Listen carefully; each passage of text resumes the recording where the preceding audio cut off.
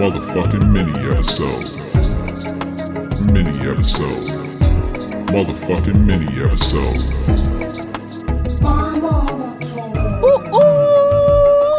Yep, there it is. There it is, ladies and gentlemen. Welcome to another phenomenal episode, a mini episode of My Mama Told Me, the podcast where we dive deep into the pockets of black conspiracy theories. I was going to say the community, but it's not the community. It's conspiracy theories. And we finally work to prove the issues, the questions, the concerns, the conspiracies that you, the people, have at home.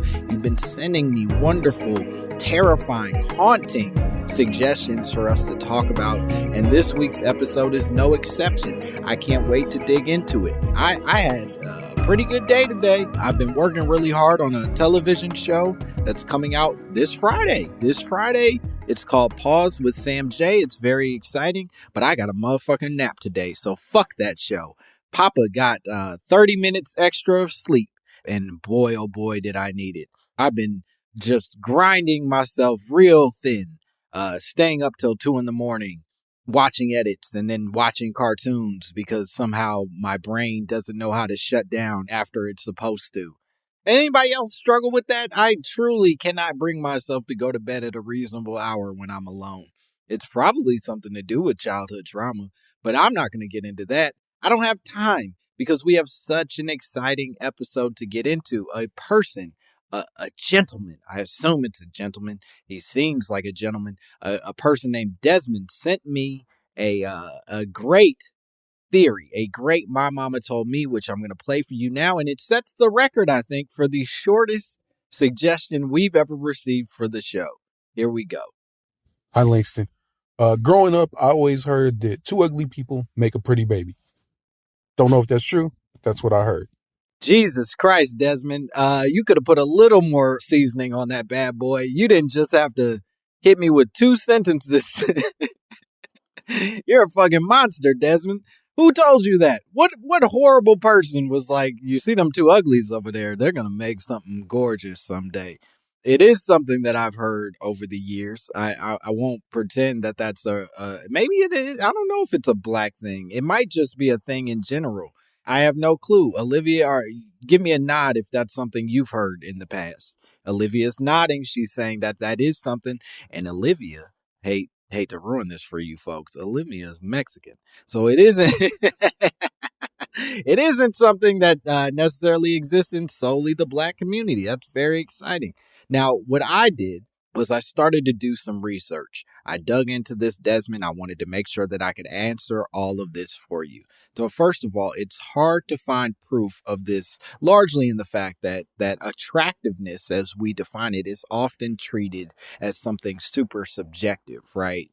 Almost every single parent in the world refers to their child as beautiful. Every parent thinks that their kid is gorgeous. Although I will say that I did come across a Reddit thread from about 5 years ago called Parents of Unattractive Children. When did you realize your child was ugly? How did you feel about it? Which is maybe one of the meaner Reddit threads that I've ever come across. It truly is a bunch of parents being like, yeah, my daughter came out the womb and I was like, put her back in. This doesn't work. She looks not good. She looks horrible. And then a lot of them go like, well, now he's handsome, but you know they don't mean it. You know the first reaction was their best reaction. And they were like, this kid's fucked up and I don't know what to do about it. And we can't kill it. So I guess we got to raise it and teach it to read and stuff.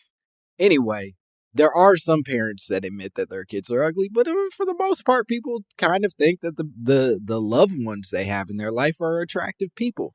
However, I did come across a 2019 study from the University of Wisconsin-Madison.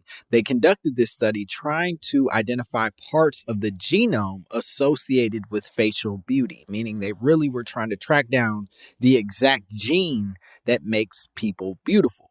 Facial beauty is considered to be hereditary, but the specific gene that causes it has never actually been identified. And so with the study, they basically took these volunteers. I think they had like close to 5,000 volunteers, all in Europe. So you already know the white devil is at work. But all in Europe, volunteers were asked to score the samples of yearbook photos. They collected these yearbook photos based on attractiveness. And then, given those scores, each person's photograph was analyzed with regards to their genetic information. So the study was basically attempting to connect attractiveness with genetic information.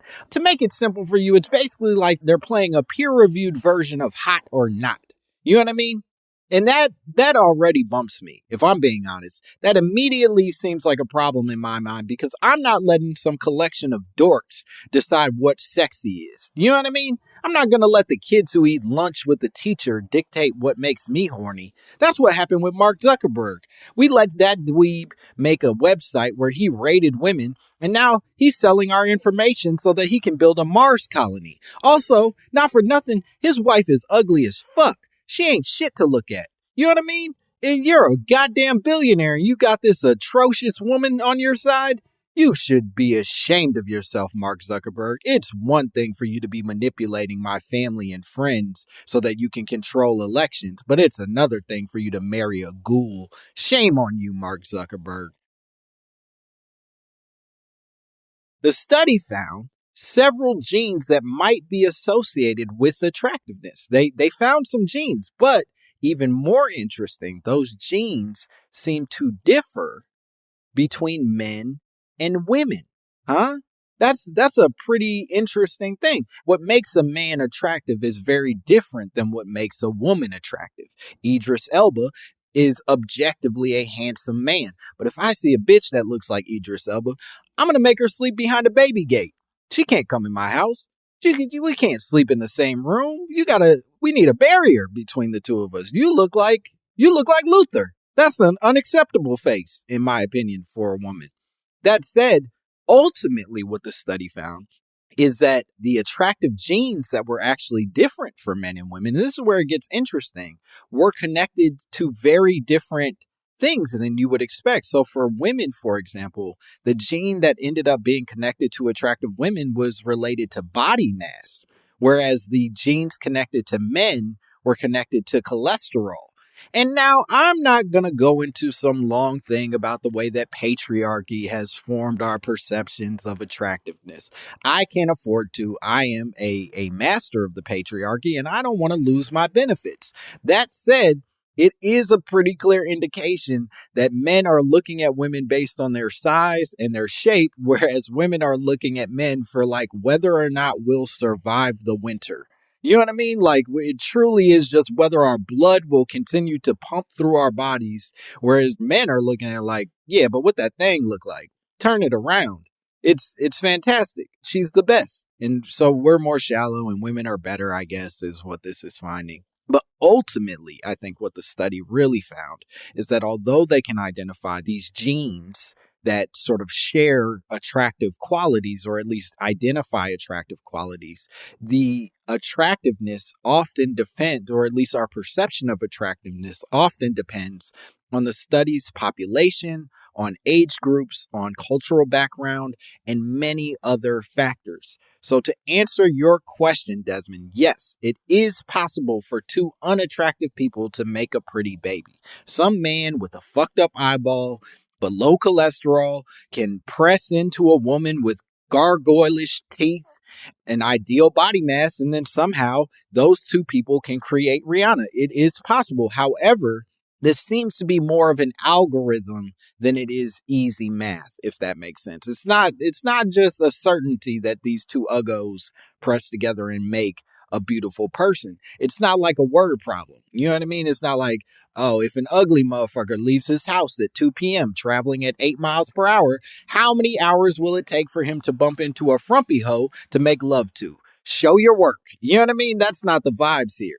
But more importantly, and this is something that I like to make sure that we remember in all of this. More importantly, because so many of the beauty standards in America are created and determined by rich white people, it's fair to say that our sense of what is and isn't attractive is far less in our control than we care to even admit. You know what I mean? We're not dictating what's going in these magazines. We're not deciding what's sort of being presented as like the staple of beauty and ugly.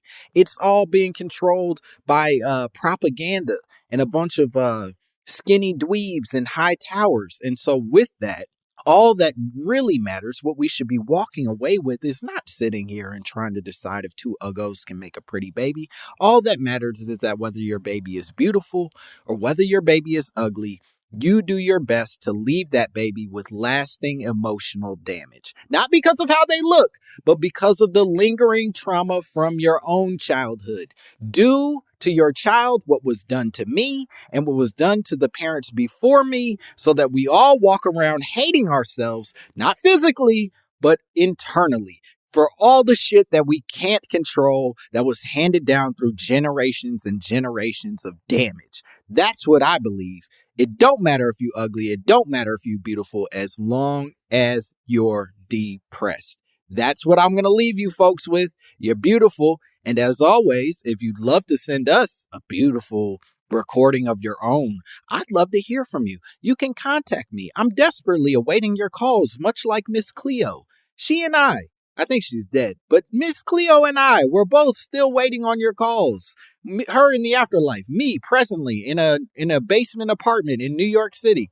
We would love to hear from you. So please send those recordings or those notes or those messages to mymommapod@gmail.com. I love you so much. I'll miss you in the short time that we're away from each other. Bye, bitch. Motherfucking mini episode. Mini episode. Motherfucking mini episode. Motherfucking mini episode. Mini episode. Motherfucking mini episode.